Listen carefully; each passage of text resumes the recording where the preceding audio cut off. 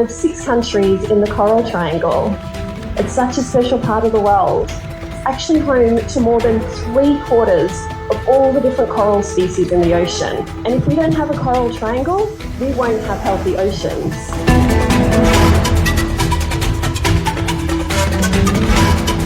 Na ang kababaihan ay very important doon sa pag-protect, pag-manage ng ating natural resources at hindi lang doon.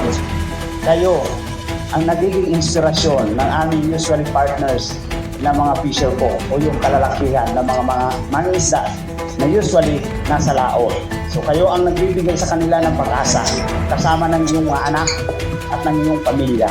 Ang ating mga kababaihan po ay pag nabigyan sila ng oportunidad, magiging malakas na kapartner sa decision making kung ano ang gagawin sa ating pangisdaan in general at ang ating kapaligiran. Sila ang nagbibigay ng lakas para mapatibay ang konserbasyon na ginagawa ng ating lokal na gobyerno and even the national government.